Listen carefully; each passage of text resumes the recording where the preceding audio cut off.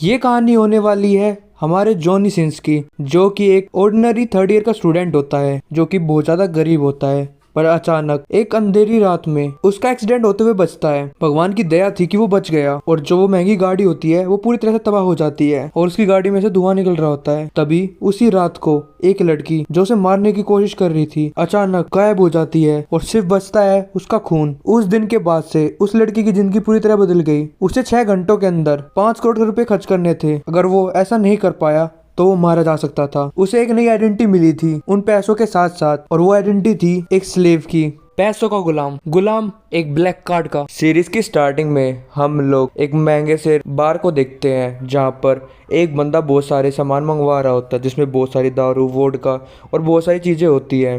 तभी वहाँ पर रिसेप्शन वाली लड़की आती है एंड वो बोलती है कि मिस्टर जॉनी, क्या आप इतनी सारी महंगी वाइन लेना चाहते हो? तभी जो हमारी सीरीज का मेन हीरो होता है जॉनी सिंस, वो बोलता है कि हाँ मुझे सभी चाहिए। ये बात सुनने के बाद वो रिसेप्शन वाली लड़की बोलती है कि आप क्या कहना चाहते हो, सारी से मतलब क्या है, सारी बोतलों में से एक एक बोतल। तभी जो जॉनी सिंस होता है वो घबराते हुए बोलता है कि नहीं, मुझे एक एक बोतल नहीं चाहिए सबकी, मुझे जितनी भी दारू तुम्हारे पास अवेलेबल है सारी की सारी चाहिए। ये बात सुनने के बाद वो लड़की भी हैरान होती है। फिर जो जॉनी होता है वो बोलता है कि हाँ मैं चाहता हूँ कि जितनी भी वाइन्स है सारे कस्टमर को फ्री में दे दो, ये मेरी तरफ से होगा। ये बात सुनने के बाद जो रिसेप्शन वाली लड़की होती है एंड वो बोलती है कि प्लीज़ हमारे साथ मजाक मत करो।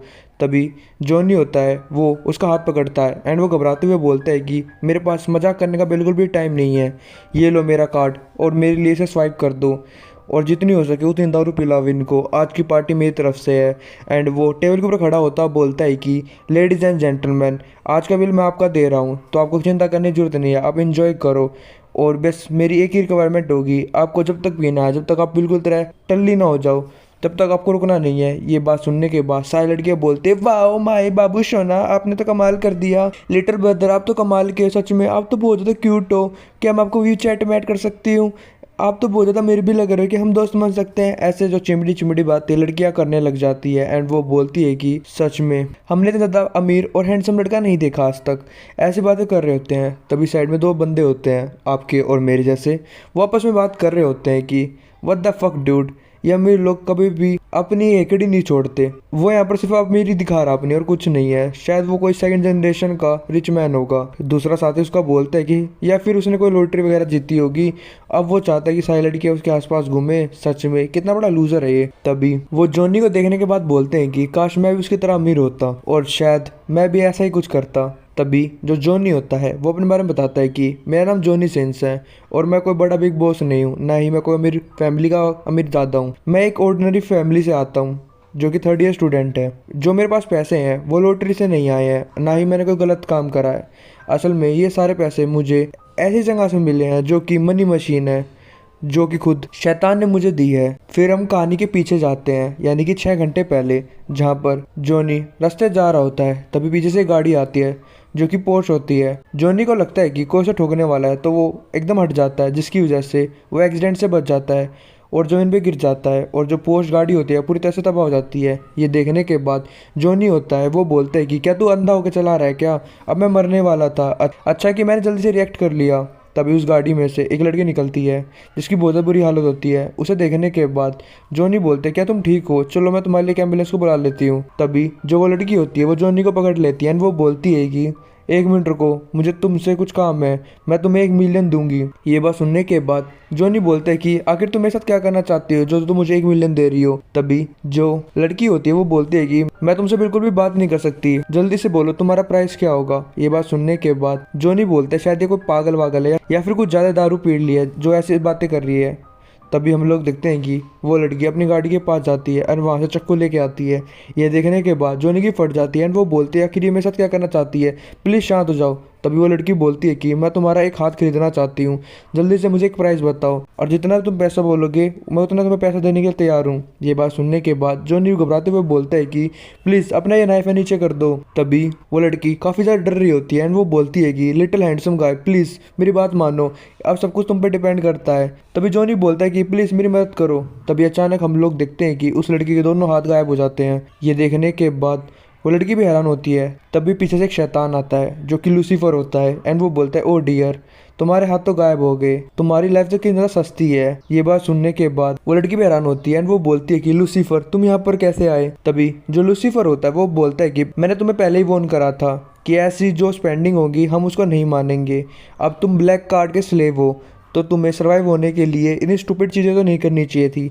ये बात सुनने के बाद वो लड़की बोलते है कि लूसीफर मैं अभी भी इस पैसे को खर्च कर सकती हूँ, जो मैं तुम्हारा टास्क था वो भी कंप्लीट कर दूंगी। लूसीफर बोलता है कि तुम्हारे पास बहुत सारे तरीके थे बट तुमने वेस्ट करे, अब टाइम जा चुका है। एंड वो एक चुटकी बजाता है जिसके बाद हम लोग देखते हैं कि वो पूरी लड़की खून में लथबथ हो जाती है और उसकी बॉडी से बहुत ज़्यादा खून निकल रहा होता है। वो लड़की दर्द के मारे चिल्ला रही होती है। अचानक वो जॉनी के सामने से गायब हो जाती है। लूसीफर बोलता है कि तुमने तो सब कुछ देख लिया लड़के, और शायद अब मैं तुम्हें जिंदा भी नहीं छोड़ सकता, है ना, इसलिए जो भी तुम्हारे आखिरी वर्ड है वो बोल दो। और लूसीफर की सारी बात सुनने के बाद जॉनी बहुत ज़्यादा डर रहा होता है। जॉनी अपने मन में सोचता है कि आखिरी क्या बात कर रहा है, ये मेरे आखिरी वर्ड्स क्यों पूछ रहा है, मुझे कुछ ना कुछ तो करना ही पड़ेगा। और वैसे जो बंदा मेरे सामने है क्या वो इंसान है या गोश्त, अब मुझे क्या करना चाहिए। तभी जो लूसीफर होता है वो बोलता है कि तुम कुछ भी नहीं कह रहे हो, तो शायद तुम्हारा टाइम आ चुका है मरने का। ये बात सुनने के बाद जो जॉनी होता है वो अपने मन में सोचता है कि अब सोचने का बिल्कुल भी टाइम नहीं बचा है, मुझे कुछ ना कुछ तो करना पड़ेगा वरना ये तो मुझे मार डालेगा। एंड वो बोलता है कि रुक जाओ, मैं आपका टास्क कंप्लीट कर सकता हूँ। ये बात सुनने के बाद लूसीफर बोलते हैं क्या बोल रहे हो। तभी जो जॉनी होता है वो बोलता है कि वो लड़की मरने से पहले कोई टास्क कंप्लीट करने की बात कर रही थी, है ना, तो उसने वो कंप्लीट नहीं करा होगा, मैं आपके लिए वो कर सकता हूँ। और शायद इस टास्क के अंदर कोई टाइम लिमिट भी है और आपने इसलिए उसे मारा क्योंकि वो टाइम पे उसे कंप्लीट नहीं कर पाई थी। ये बात सुनने के बाद लूसीफर बोलता है कि ये तो काफ़ी ज़्यादा इंटरेस्टिंग है, सच में तुम मरने वाले हो फिर भी तुम मेरे सामने ऐसी बातें कर रहे हो। तभी जो जॉनी होता है वो बोलता है कि अगर तुम मुझे चांस दो तो मैं तुम्हें एक अच्छा रिजल्ट दे सकता हूँ और जो तुम्हारा टास्क है वो भी टाइम लिमिट में ख़त्म कर दूंगा। ये बात सुनने के बाद लूसीफर बोलता है कि अब मुझे क्या करना चाहिए, सोचने दो ज़रा। तभी जो जॉनी होता है वो बोलता है कि वो लड़की पहले ही मर चुकी है, तो शायद जो तुम्हारा ब्लैक कार्ड है वो एक स्लेव को ढूंढ रहा होगा, है ना। ये बात सुनने के बाद लूसीफर भी हैरान होता है एंड वो बोलता है कि आखिर तुम ब्लैक कार्ड के बारे में क्या जानते हो। एंड वो काफ़ी क्रीपी स्माइल सी कर रहा होता है और यहाँ पर जॉनी को डराने की कोशिश भी कर रहा होता है। तभी जो जॉनी होता है वो हिम्मत करके बोलता है कि नहीं, मुझे नहीं पता कि आखिर ब्लैक कार्ड क्या चीज़ है, बट मैं तुम्हें इतना बता सकता हूँ कि जो तुम टास्क दोगे वो मैं कंप्लीट कर दूंगा। और वैसे भी अगर तुम्हें मुझे मारना होगा तुम थोड़ी देर बाद मुझे मार सकते हो। ये बात सुनने के बाद लूसीफर हंसने लग जाता है एंड वो बोलता है कि सच में तुम तो काफ़ी ज़्यादा इंटरेस्टिंग है, चलो एक बार ट्राई करके देख ही लेते हैं। एंड वो अपने पास से उस ब्लैक कार्ड को मंगवाता है एंड वो बोलता है कि मैं तुम्हें एक चांस दे रहा हूँ, इस कार्ड के अंदर 5 मिलियन है, इसे रख लो, तुम्हें इन पैसों को 6 घंटे के अंदर खत्म करना पड़ेगा और ये पैसे तुम उसी जगह पे खर्च कर सकते हो जो इस कार्ड के ऊपर लिखा हुआ है। अगर तुम ऐसा नहीं कर पाए तो तुम मारे जाओगे, अगर मिशन कंप्लीट हुआ तो मैं तुम्हें छोड़ दूंगा। ये बात सुनने के बाद जॉनी बोलता है कि क्या मुझे इन पैसों को खर्च करना है और यही मेरा टास्क है। ये बात सुनने के बाद लूसीफर बोलता है क्या तुम ये काम नहीं कर सकते। जॉनी बोलता है कि हाँ मैं ये कर दूंगा, चिंता मत करो, बट क्या इसके कोई रूल भी है, मुझे जल्दी से बताओ। तभी लूसीफर जाते हुए बोलता है कि तुम काफ़ी ज़्यादा स्मार्ट दिखाई दे रहे हो तो तुम खुद ही पता लगा लो। ये बात सुनने के बाद जॉनी बोलते कह रहे रुक जाओ। तभी जो लूसीफर होता है वो बोलता है कि मेरा नाम लूसीफर है, अगर तुम फेल हुए मैं तुम्हें वहीं पर ख़त्म कर दूंगा। और जो जॉनी होता है वो अपने कार्ड को ही देख रहा होता है जिसके ऊपर हैप्पी बर्गर का नाम लिखा होता है और उस पर यह भी लिखा होता है कि उसे सुबह जाकर वहाँ पर पैसे खर्च करने हैं। फिर हम लोग सुबह के 5 बजे देखते हैं जहाँ पर दबा के पार्टी हो रही है, सभी लोग नाच रहे होते हैं, खेल रहे होते हैं, कूद रहे होते हैं और ये सारी बातें जॉनी सोच रहा होता है कि उसके साथ क्या क्या हुआ 6 घंटों के अंदर। तभी जो बारटेंडर होते हैं वहाँ पर आती है एंड वो बोलती है जॉनी जैसा आपने बोला था हमने सारी जो वाइन्स थी वो बार में बांट दी है जैसे कि आपने रिक्वेस्ट करी थी। जॉनी बोलता है कि क्या सारी की सारी, आखिर इसकी कितनी कीमत हुई। तभी जो बारटेंडर होती है वो जॉनी के पास आते हुए बोलती है कि 2.6 मिलियन। ये बात सुनने के बाद जो जॉनी होता है वो गुस्सा हो जाता है एंड वो बोलते हैं क्या सिर्फ तुम इतना ही खर्च कर पाई, मैंने कहा नहीं था कि तुम सारी दारू अपनी दे दो, फिर तुम ये कंजूसी क्यों कर रही हो। तभी जो बारटेंडर होती है वो बोलती है कि हमारे पास सिर्फ इतनी वाइन बियर थी, अब हमारे पास कुछ भी नहीं बचा है, अब तुम बोलोगे ना किसी को चाय भी दे दो, वो भी नहीं है हमारे पास। फिर जो जॉनी होता है वो बोलता है कि फिर तुमने खाना जो सामान वामान होता है क्या सब कुछ दे दिया।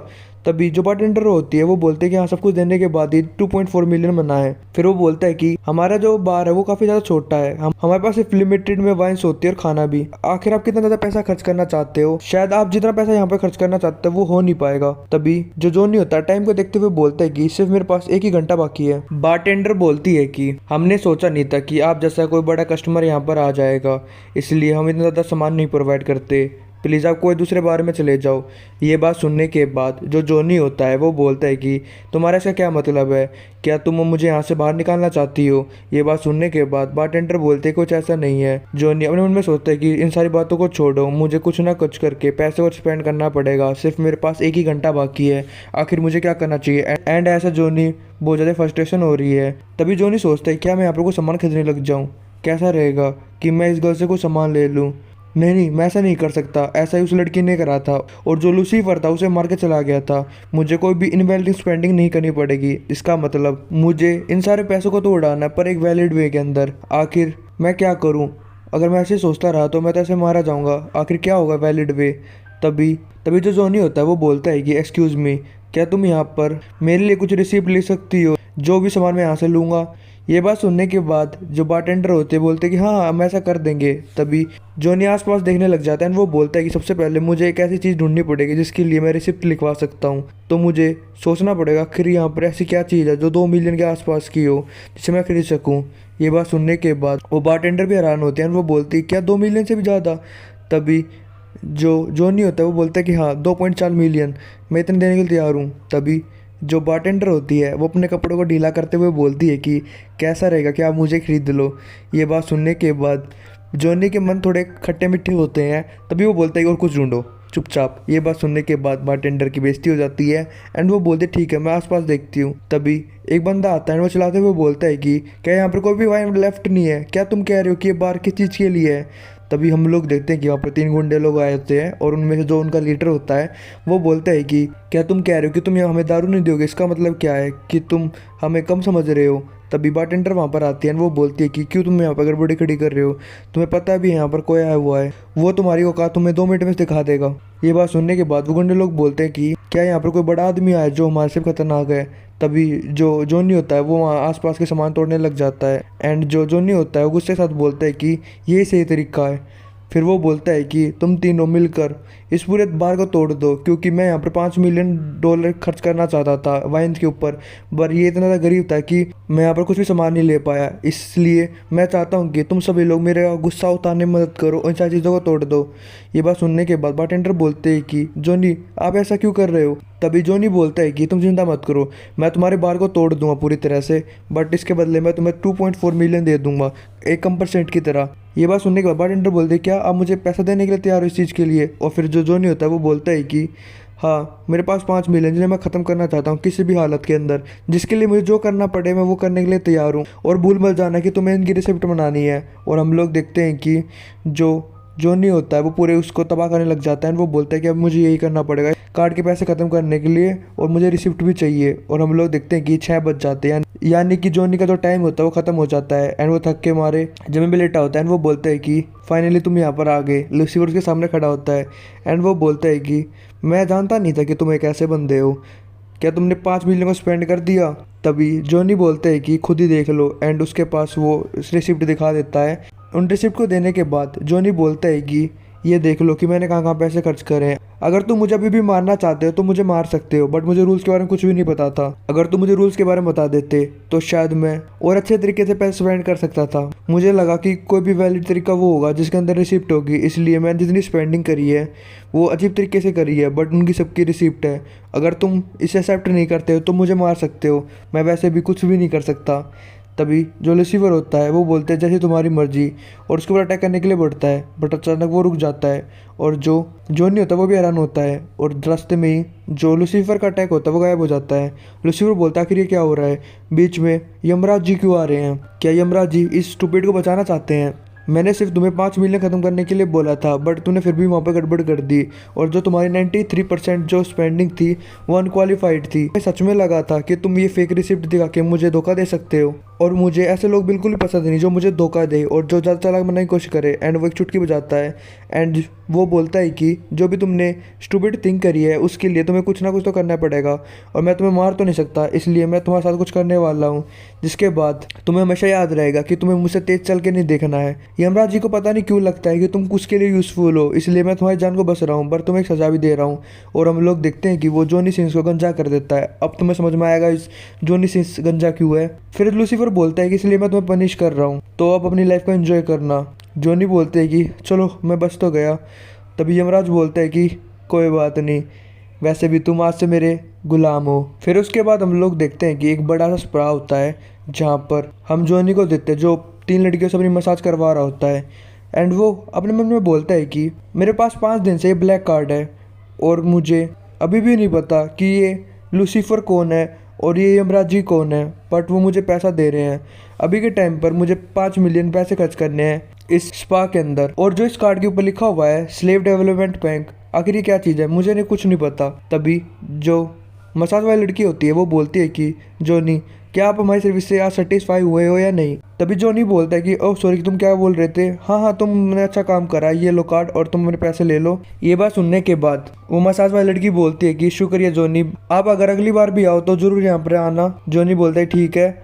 और वे लड़की आपस में जाते हुए बोलती हैं कि जो जॉनी है वो हमारे यहाँ पर 5 दिन से लगातार आ रहे हैं और साथ में वो 3 वर्कर्स को एक साथ काम करने के लिए बोलते हैं। सच में वो बंदा तो कमाल का है, उसका दिल तो बहुत ज़्यादा बड़ा है। तभी दो साइड वाली लड़की होती है वो बोलती है कि मैं जब भी जॉनी के बारे में सोचती हूँ मैं तो बहुत ज़्यादा एक्साइटेड हो जाती हूँ, शायद उन्हें हम तीनों लड़कियों में से कोई पसंद आ गया है, इसलिए वो बार बार यहाँ पर आ जाते हैं। वो हैंडसम तो है बस उनके थोड़े बाल नहीं है। जॉनी अपने मन में सोचता है कि कोई मुझसे पूछे कि मैं इतने ज़्यादा पैसे उड़ा सकता हूँ फिर मैं खुश क्यों नहीं हूँ। इसका सिंपल सा रीज़न ये है, अगर मैं पैसे खर्च नहीं करूँगा तो मैं मारा जा सकता हूँ, जिसकी वजह से मुझे बहुत ज़्यादा टेंशन हो रही है, आखिर मैं क्या करूँ। और वैसे भी उस लूसीफर ने मुझे कुछ भी नहीं बताया कि ये पैसे कैसे स्पेंड करने हैं, क्या सही तरीका क्या नहीं, और मुझे कुछ भी नहीं पता। और जब जब मैं इसके बारे में सोच रहा हूँ मेरे सिर में दर्द हो रहा है, आखिर मैं क्या करूँ। तभी वहाँ पर लूसीफर आ जाता है और वो बोलता है कि आखिर तुम्हें क्या समझ में नहीं आ रहा, तुम तो सच में बहुत ज़्यादा मुँह रखो। लूसीफर की आवाज़ सुनने के बाद जो जॉनी होता है वो डर जाता है और वो बोलता है कि ऐसे मुझे डराओ मत, मैं बहुत ज़्यादा डर गया था। तभी जॉनी बोलता है कि आखिर ये यमराज कौन है और वो मुझे क्यों बचाना चाहता है। तभी लूसीफर बोलता है कि तुम्हें उस चीज़ की चिंता करने की जरूरत नहीं, बस ये याद रखो कि आज तुम नहीं मर रहे हो। फिर लूसीफर बोलता है कि सिर्फ तुमने 10,000 रुपये खर्च करे 5 दिन के अंदर, क्या तुम्हें सच में लगता है कि ऐसे तुम वो अल्टीमेट स्लेव बन सकते हो जो हमारी मर्जी से पैसे खर्च कर सके। मुझे तो ऐसा नहीं लगता, शायद तुम मरना चाहते हो। ये बात सुनने के बाद जो जॉनी होता है वो बोलता है कि क्या मैं मरना चाहता हूँ, क्या तुम्हें दिख नहीं रहा कि मैं कितनी कोशिश करके पैसे स्पेंड करने की कोशिश कर रहा हूँ, आखिर मुझे कैसे पता कि और पैसे कैसे उड़ाए जाते हैं। तभी लूसीफर बोलता है कि वो तुम्हारा काम है, हमारा नहीं, बस यमराज जी चाहते थे कि तुम बच जाओ इसलिए मैं तुम्हें छोड़ दिया, वरना मैं तुम्हें कब का मार देता। ये बात सुनने के बाद जॉनी बोलते कि अच्छा, क्या तुम मुझे बता सकते हो आखिर ये यमराज है कौन और उनके बारे में थोड़ी और बातें। तभी लूसीफर बोलता है कि आखिर तुम इन सारी चीज़ों के बारे में क्यों सोच रहे हो, अगर तुम्हारे पास ज़्यादा टाइम है तो और पैसे खर्च करो, और वैसे भी अगली बार तुम टास्क पूरा नहीं कर पाए तो मैं तुम्हें मार डालूंगा। तभी जॉनी बोलता है कि वो सब तो ठीक है, पहले तुम मुझे ये बताओ कि आखिर वो लड़की कौन थी और वो अचानक मेरे सामने क्यों मारी गई, क्या वो भी मेरी तरह एक स्लेव थी, अगर मैं भी कोई रूल्स को वॉलेट कर दूंगा तो मैं भी ऐसे मारा जाऊंगा, तो आखिर ये रूल्स क्या है, तो मुझे वो भी नहीं बता रहे, और तुमने मुझे क्यों चुना है, आखिर तुम ये सारी चीज़ें मुझे क्यों नहीं बता रहे हो। ये बात सुनने के बाद लूसीफर बोलता है कि सच में तुम तो बहुत ज़्यादा अजीब बंदे हो। तभी जो जॉनी होता है वो बोलता है कि प्लीज़ बताओ ना यार, मैं जानना चाहता हूँ कि ये मेरे साथ कोई प्रैंक हो रहा है या कुछ हो रहा है, क्या चीज़ हो रहा है, मैं ऐसा लग रहा है कि मैं कोई हेलुसिनेशन ले रहा हूँ। तभी ये बात सुनने के बाद लूसीफर बोलता है कि अच्छा तुम ऐसा सोच रहे हो। तभी जॉनी बोलता है कि हाँ, मुझे ऐसा लग रहा है कि जो ब्लैक कार्ड और तुम तो हो ही नहीं मेरे सामने, मैं तो मेरा दिमाग हिल चुका है। तभी ये बात सुनने के बाद लूसीफर भी थोड़ा इंटरेस्ट लेता है एंड वो बोलता है आखिर तुम इस ब्लैक कार्ड के बारे में क्या सोचते हो। तभी जॉनी बताता है कि मैं इसके बारे में क्या सोचता हूँ, मुझे लगता है कि ये भगवान का एक कोई ब्रह्मास्त्र वगैरह है जिसका इस्तेमाल करते हुए मैं बहुत सारे पैसे खर्च कर सकता हूँ। ये बात सुनने के बाद लूसीफर हंसने लग जाता है एंड वो बोलता है ब्रह्मास्त्र, सच में तुम्हारा दिमाग तो बहुत ज़्यादा ही चलता है, तुमने कुछ ज़्यादा फिल्में देख ली है। तभी लूसीफर बोलता है आखिर तुम मुझसे और कुछ भी जानना चाहते हो। तभी जॉनी बोलते हैं कि हाँ, मैं जानना चाहता हूँ कि आखिर इन सब का पर्पस क्या है, आखिर तुम मुझसे इतने ज़्यादा पैसे क्यों खर्च करवाना चाहते हो, और अगर मैं पैसे खर्च नहीं कर पाया तो तुम मुझे मारना क्यों चाहते हो, आखिर इसका क्या मतलब है, क्या तुम मुझे बता सकते हो। और ये जो इनवैलिड स्पेंडिंग आखिर ये क्या चीज़ है और इसके क्या रूल्स है, प्लीज़ मुझे बता दो ताकि मुझे मदद मिले। तभी जो लूसीफर होता है वो बोलता है कि चलो ठीक है, मैं तुम्हें कुछ तो बता ही देता हूँ। एंड वो बोलता है कि मैं सिर्फ तुम्हारा एक ही आंसर दूंगा सारे क्वेश्चनों का, और वैसे भी हमेशा याद रखना किसी भी स्लेव के पास इतनी अथॉरिटी नहीं है कि वो अपने मालिक से कुछ भी पूछ सके। एंड वो अपना हथियार जॉनी की गर्दन के ऊपर रखता है। जॉनी डर जाता है। तभी जो लूसीफर होता है वो खड़े होते हुए बोलता है कि पर तुम पहले ऐसे बंदे हो जो रूल्स के बारे में जानना चाहता है, इसलिए मैं तुम्हें एक रिवॉर्ड देता हूँ, मैं थोड़ा बहुत तुम्हें बता देता हूँ। जैसे कि जब भी तुम रूल्स को वॉलेट करते हो तुम्हें पनिशमेंट मिलती है, और पहला रूल ये है कि स्लेव्स को कुछ अमाउंट के पैसे दिए जाएंगे हर हफ्ते जो उसे स्पेंड ही करने पड़ेंगे। दूसरा रूल है कि जो स्लेव है वो कोई भी इनवैलिड तरीके से पैसे स्पेंड नहीं कर सकता, और जो तीसरा है और वो आगे कुछ बोल पाता है, तभी वहाँ पर कुछ आने लग जाता है। तभी जॉनी बोलता है कि अरे इन सब चीज़ों को छोड़ो, तुम बताओ ना तीसरा वाला रूल क्या है। तभी जो लूसीफर होता है वो बोलता है कि जो तीसरा रूल है वो मैं ये हफ्ता खत्म होने के बाद बताऊंगा, जब तक तुम्हें जिंदा रहना पड़ेगा। जॉनी बोलता है कि क्यों ना तुम मुझे अभी बता दो, ये अच्छा रहेगा। तभी लूसीफर बोलता है कि क्या तुम अभी जानना चाहते हो, बट मैं तुम्हें बता दूं, तुम एक ऐसी प्रॉब्लम से भिड़ने वाले हो जिसके बाद तुम्हारे पास टाइम ही नहीं होगा कि तुम मेरी बात सुन पाओ। ये बात सुनने के बाद जॉनी बोलते क्या किसी कैसी प्रॉब्लम बोल रहे हो। तभी लूसीफर बोलता है कि अब की बार देखना कि तुम कितनी मुश्किल वाली प्रॉब्लम में फंस चुके हो। तभी लूसीफर वहाँ से गायब हो जाता है। जॉनी से ढूंढता है, वो बोलता है आखिर तुम कहाँ चले गए मुझे छोड़ के। तभी हम लोग देखते हैं कि उसके स्पा रूम में बहुत सारे लोग आ जाते हैं जो कि सिक्योरिटी गार्ड टाइप के होते हैं। उन्हें देखने के बाद जॉनी बोलता है आखिर तुम कौन हो और तुम यहाँ पर क्या कर रहे हो, मुझे क्यों पकड़ रहे हो। और हम लोग देखते हैं कि वे जो सिक्योरिटी गार्ड होते हैं वो जॉनी को पकड़ लेते हैं। तभी वहाँ पर एक लड़की आती है जिसका नाम तारा होता है। तारा बोलती है कि क्या तुम ही जॉनी सिंस हो, मैं तुमसे कुछ क्वेश्चन पूछना चाहती हूँ, तो मेरे सवालों को ध्यान से सुनना और उनके सही जवाब देना। तारा बोलती है कि 5 दिन पहले तुम्हारे साथ एक एक्सीडेंट हुआ था जो कि पोर्श गाड़ी ने करा था, और जो पर्सन उस गाड़ी को चला रहा था वो उस सीन पे मारा गया। और क्या तुम मुझे बता सकते हो क्या तुम वहीं पर थे। तभी ये बात सुनने के बाद जॉनी अपने मन में सोचता है कि क्या इससे सब कुछ पता चल चुका है कि कैसे वहाँ पर लूसीफर भी था और ये सब कुछ उसने करा है। क्या वो उन चीज़ों के बारे में जानना चाहती है। मुझे केयरफुल रहना पड़ेगा, वरना क्या पता लूसीफर यहाँ पर आकर मुझे मार डाले।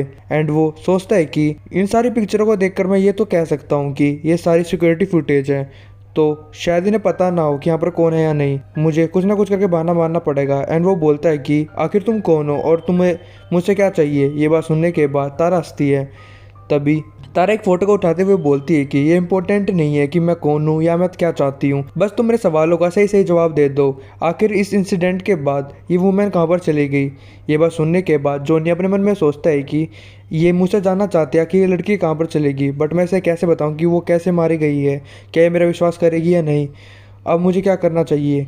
तभी तारा चलाते हुए बोलती है कि तुम्हारी आंखें कुछ कह रही हैं, ये कह रही हैं कि तुम मुझसे कुछ छुपा रहे हो।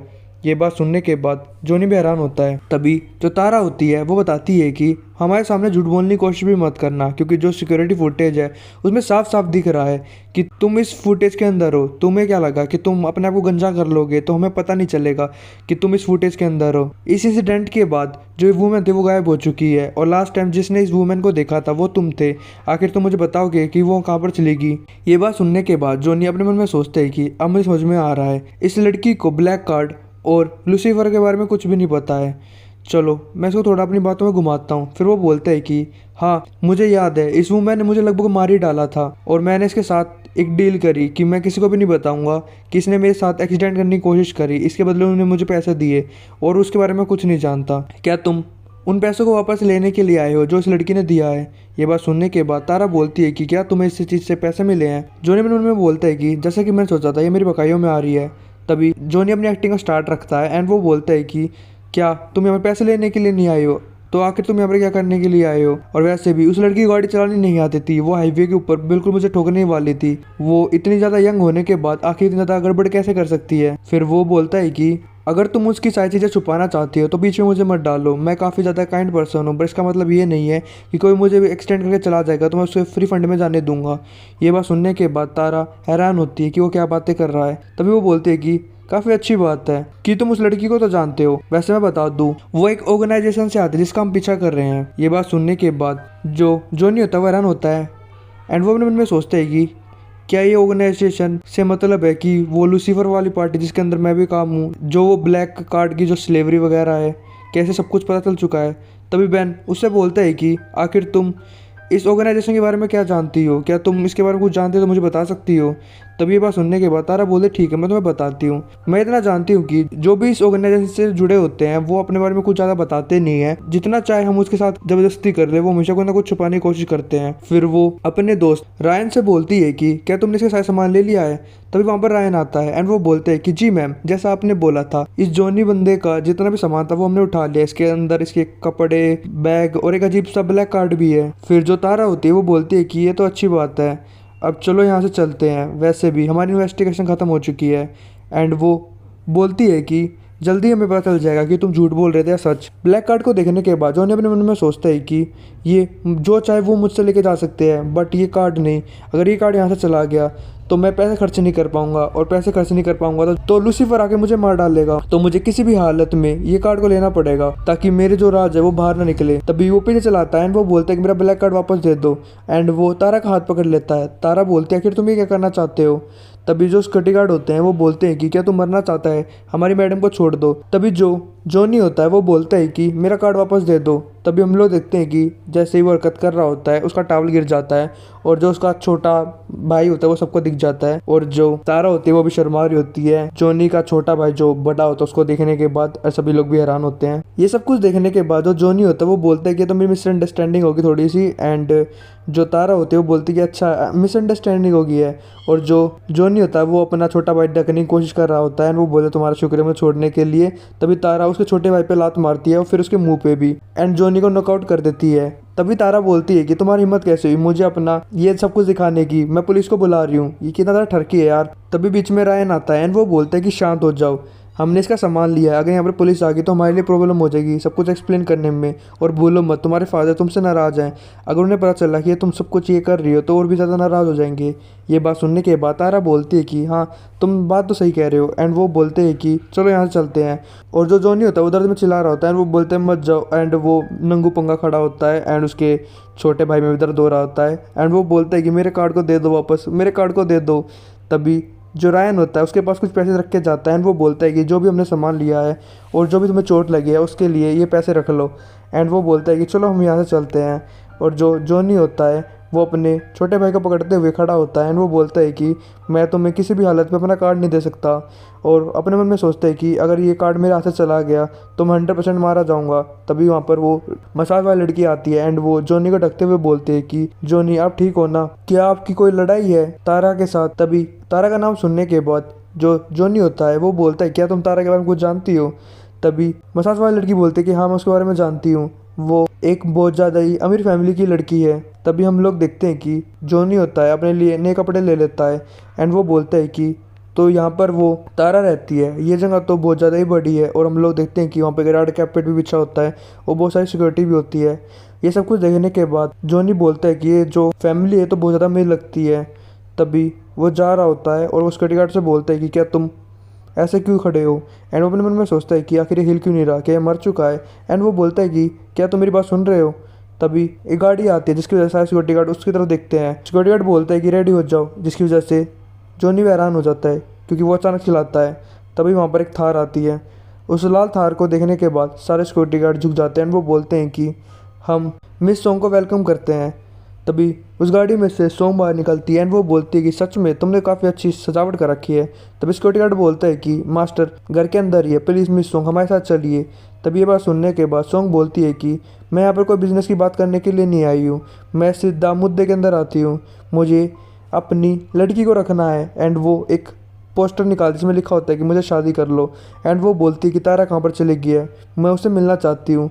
और वैसे भी उसने मेरे साथ शर्त लगाई है, अगर मैं उसे हरा दूँगी तो मैं उसे अपना मना सकती हूँ। और हमें पता चलता है कि जो सॉन्ग होती है उसके अजीब से शौक होते हैं, जैसे कि वो लड़का और लड़की दोनों को पसंद करती है। तभी जो जॉनी होता है वो सिक्योरिटी गार्ड से बोलता है आखिर ये कुतिया है कौन। तभी जॉनी को देखने के बाद सॉन्ग बोलती है कि आखिर ये गंजा यहाँ पर क्या कर रहा है।